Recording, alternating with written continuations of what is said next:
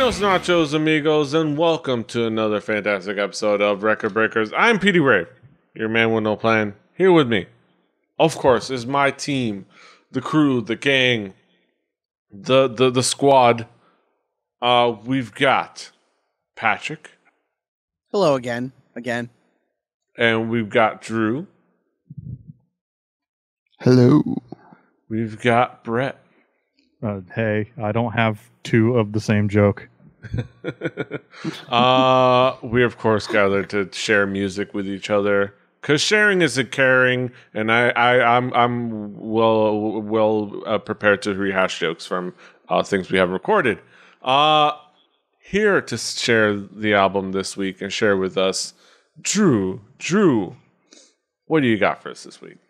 I brought an album by a couple of characters known as Danny Sexbang and Ninja Brian. Their band Ninja Sex Party. Pretty funny in my opinion.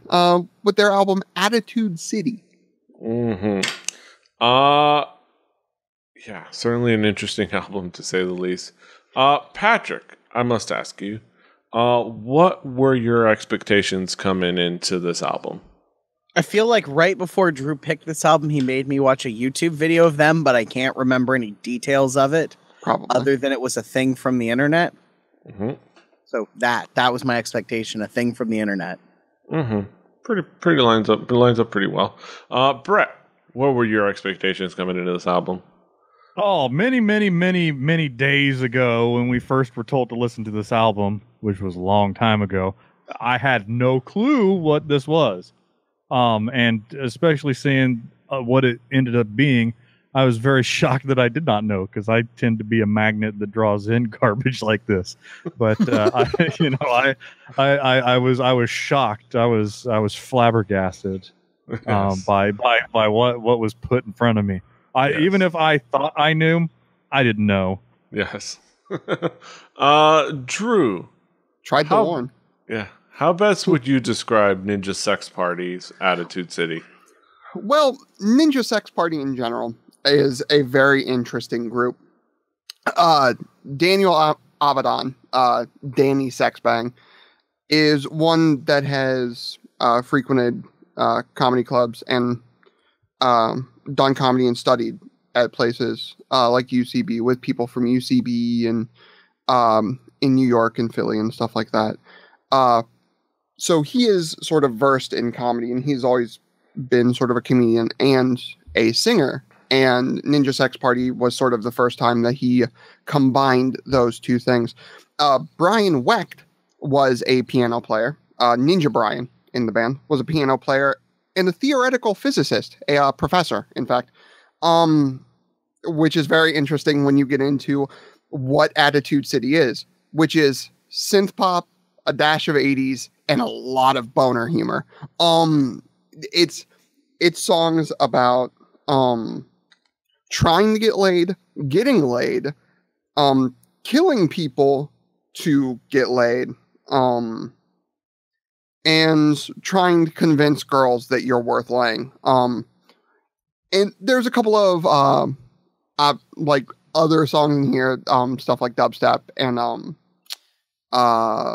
Not a song. Dubstep and Cookies. Dubstep is not a song. Yes, I will get to that. And we won't talk about that. It's 10 seconds. It's a bit. It's a skit. But something like Cookies as well that aren't necessarily about sex, but most of it is Danny Sexbang as a character that is God's gift to women. Yes, or at least and it's sort of that himself to be.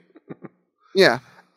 The thing about Attitude City, compared to the other Ninja Sex Party stuff, is it's the first time where, like, I feel like it was really well put together. The other albums are funny, in my opinion. It's very sophomoric humor. You either sort of love it or hate it, I think, as far as the humor goes. But it was actually well put together. Like, the fidelity is finally there. And I think they actually spent time on this album with Steel Panther on a few songs. So if you know Steel Panther, you sort of know what songs those probably are. No surprise there. Right. Yes. If you know Steel Panther, you're not surprised at the humor in this record. But that's just it. Last week we had something that was much more deep as far as the music goes. This is not deep as the music goes. It's We just could have not. a Weird Al album that was deeper than this. You could have a Ray Stevens Yes. also ran album that would be more serious than this. The Space Jam soundtrack was more serious than this. Oh yeah, no. And Well, that and had they I make- Believe I Can Fly, the ultimate motivation song of the millennia. But that's neither. do not make fun of I Believe I Can Fly. Exactly. I'll get very serious. No, but they're sophomoric, and that's sort of their shtick. And I find it funny. It's corny. It's dumb. Yeah. But I think it's a fun listen, and it's funny, and I think more people should give them a shot. Say, you say love it or hate it. How about got the joke and was over it 4 songs in? But let's go back around. Go back around. Let's go to what the guys thought. Patrick, what did you think? What were the themes and elements that caught your attention? You made it 4 whole songs in before being like, okay, this is all this is. I got to the what is the 3rd track, but the 2nd song, and I was like, yeah, that's what this album is. It all sounds like an 80s action TV show theme song. And I'm gonna point out something. Music is hard to do well. Comedy is hard to do well. Musical comedy, the difficulty level, it multiplies together. It's like intersectionality. It's not an it's like they have to do both well. So if you look at, let's say, Weird Al, brought up before. Weird Al is a genius musician who also happens to be funny as fuck, and play accordion, which helps. Stephen Lynch, good comedian, but also can sing and play guitar. Garfunkel and Oates can sing really well and plays their instruments well enough, but are really more comedians. This is shitty comedy and shitty music. And I don't know, it's the poster child for the case against making music tools cheap and easy for people. It is calling it sophomoric humor. It's giving it too much credit. It's barely juvenile. And I understand, this to me, if you had one of these songs on a comedy album, if you put like Dragon Slayer on a comedy album, it would kill because it would be a really good joke in itself, the sort of ridiculousness of it. But a whole album of it, Jesus fucking Christ. I will say I definitely enjoyed it a lot more than Patrick did. But Brett, what themes and elements caught your attention about this album? The fact that Drew is going to be on his team probably by his lonesome. I almost want to do a record breaker, the pivot mid-show, where I change my opinion just to be argumentative. But no, this album is dumb. Yep. It's dumb. This album is entirely full of dick jokes on the level of like a Big Johnson t-shirt or a D's Nuts joke. The timeless stuff. It has all the creativity of a big dog store. And you have to look through the dumb to find the dumb. There's some dumb in here, and I love me some dumb when it's not dumb. But this is somebody who knows enough about how to do a harmony, and has enough skill to pull it off, but not enough composition skill to write it very well. It's just like scattershot. I doubt that they were ever trying to go for something that would be groundbreaking musically, but this is sort of like Jerky Boys with a kazoo played behind it, or like George Carlin the musical. It's vulgar. But it's not nearly like it's if you sliced the skill level of when they made their character sheet and they spent all their proficiency slots were filled up with dick joke, and except for one that they put able to use keyboard proficiently. They have 10 on able to use keyboard. They got a 20 on dick joke, and they got 6 on everything else. The dick jokes weren't even that good. And they weren't good dick jokes. They were shitty dick jokes. And they I wanted to throw a flag for too many uses of the term butt stuff. like, you know, but like excessive use of butt stuff. Like, I mean, seriously, like, I know I'm neither hip nor with it. That's how it goes. I'm getting to the age where I don't understand what it is. I don't think this is either hip or with it either. But no, I am not the barometer for hip or with it. I mean, I listened to this while on a bass boat on a lake by myself at sunrise. You know, this was the most ridiculous way of listening to this album, and I appreciated a lot of the stuff that was going on with this album, but I don't know if this is just the 2015. The music industry allows people to do this, and I don't know that this is really a record.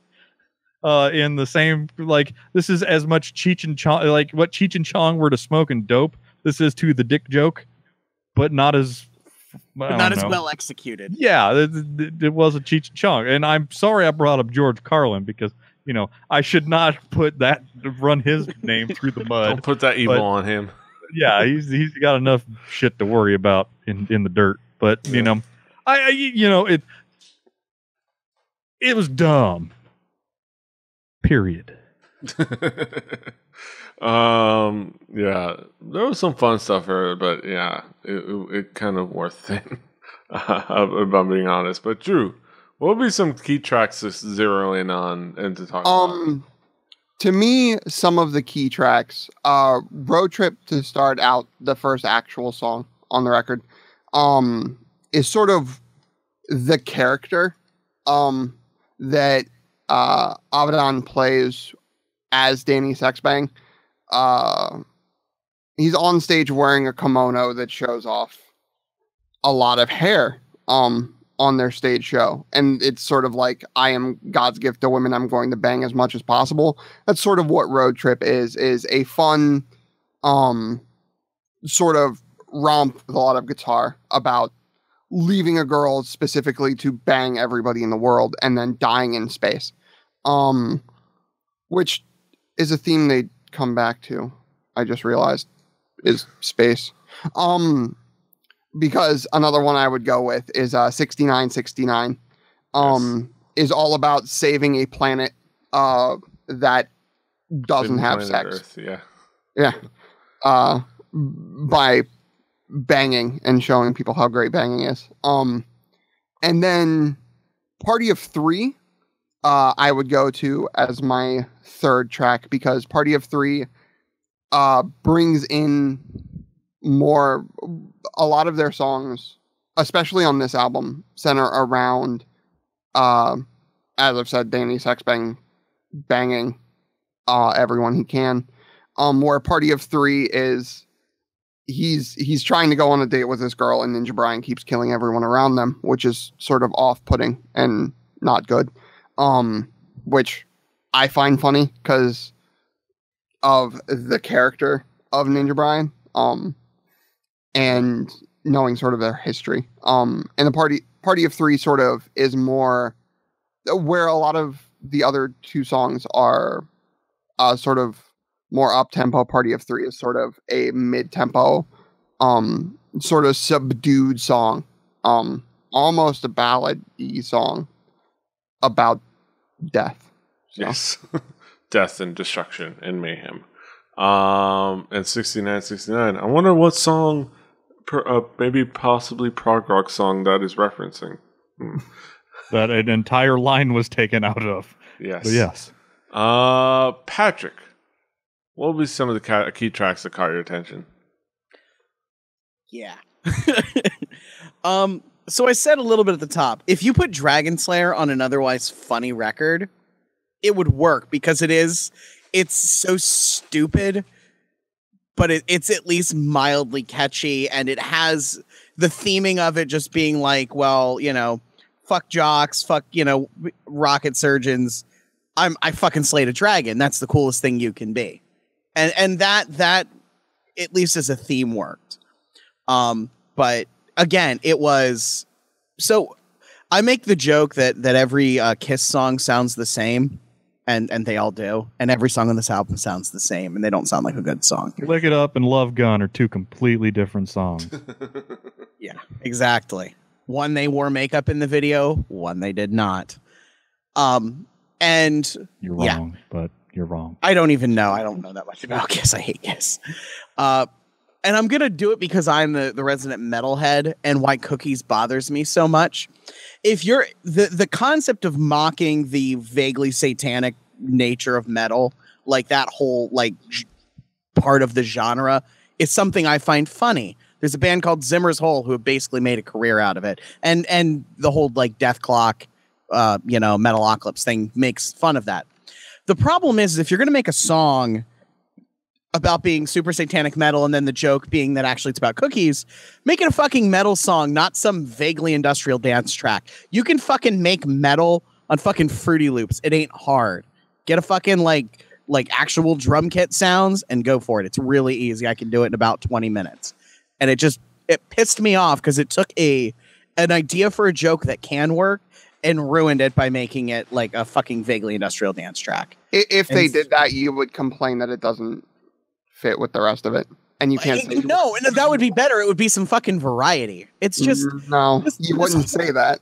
This whole can't say you wouldn't say that because I've heard you say I don't know if I would. Before, but like when you're off on a tangent of hate, I am off on a fucking tangent on this record. This right. The target audience for this album has never had sex, has a neck beard, and complains on Reddit about social justice warriors. That is the target audience. I don't know that these guys are that I assume they're in on the joke, but my guess is, and I've done no research, they had one really big YouTube video, and they've been trying to recapture that magic ever since to varying success.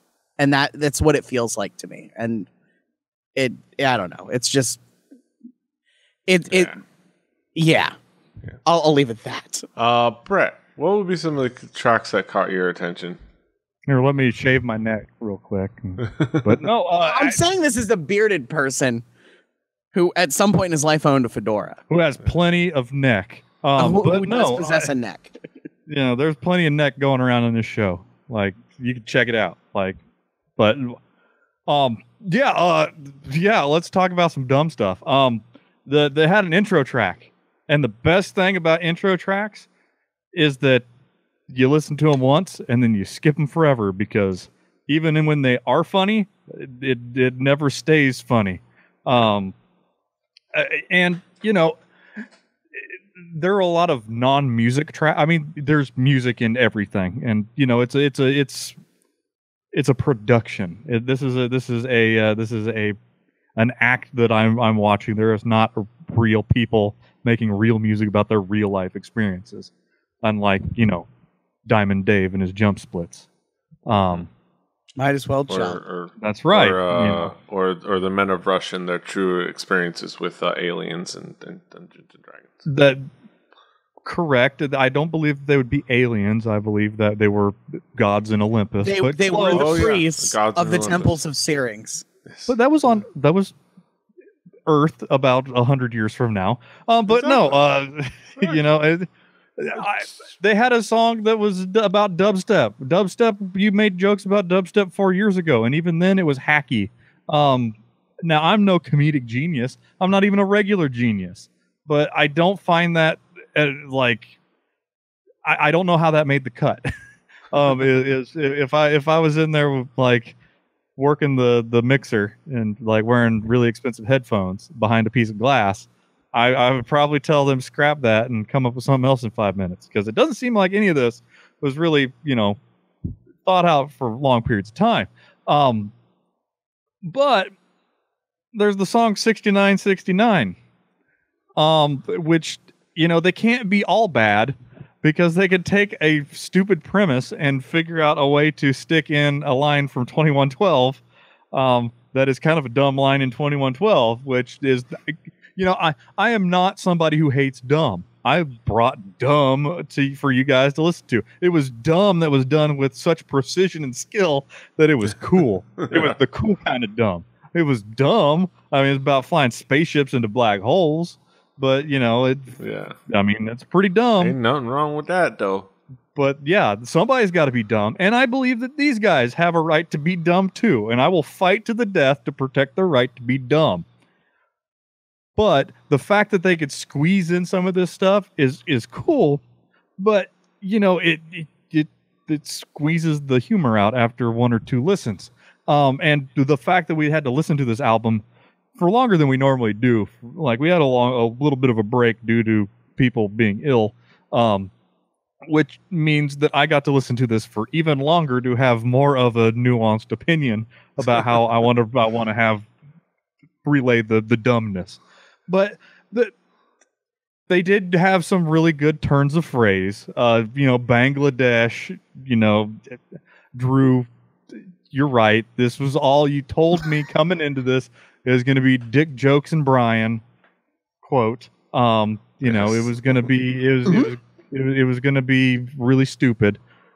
And they didn't fail. The cookies, listener, go out and listen to this album. You can come up with many things to bring up because it's every 5 seconds. That's kind of stupid as shit. But there's little smidgen of cool. Like somebody had something in their brain that was good, but they didn't milk it good enough to make a whole joke out of it. Yeah. There are a lot of hacky missed opportunities. But again, I am a hacky missed opportunity. So those are the tracks that I'd like to bring up. Yes. We bring it back around the horn to give our last word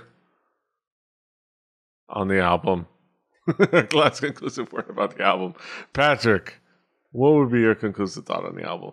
Oh, I get to have a conclusive thought before Drew's conclusive thought? Drew gets last word. Just don't. I am normally on the side of Brett. Go listen to it, experience it, even though I didn't like it. Just don't on this one. There's better shitty music comedy. This is not good. I will say that. Would you say Glassjaw is better? Hey, you hold your tongue. I'm not saying I have things to say. Hold it. Brett, what is your conclusive thought on this album? This is hacky humor with hacky music to match. It's dumb. I don't believe that I've expressed how dumb it is, but it's the kind of dumb that I'm happy exists because there are fifth graders out there that need dumb shit to listen to. And Drew, fifth graders and Drew. But the fact that the music industry lets something like this come out, and 3 of these come out, is something where finally there's freedom in music, because this shit would never get pressed onto a piece of vinyl in 1980 whatever unless it was by some dude. And now with the ability to send this out everywhere, fifth graders around the world can rejoice at the juvenile humor. And I guarantee you, if I saw a flyer that said that these guys were playing at the Vogue next Friday, I would be there watching this, because it is the kind of dumb train wreck bullshit that I want to watch. I'm not going to tell anybody not to listen to this. I'm not going to tell them no. I will tell them not to listen to Glassjaw. I will tell them to listen to this, because there's something that's going on here, and it's a part of, you got to listen to it to understand the conversation we're having. Whereas Glassjaw, you can just sort of make something up in your head, and it's probably better than what you listen to. But you got to experience this, because it's something that you would not. I've heard a lot of music in my days. I don't really know if I would have been able to construct this in my brain. If somebody described the shapes and the smells and everything, I doubt that I would come up with this is what it is. So listen to it and form an opinion.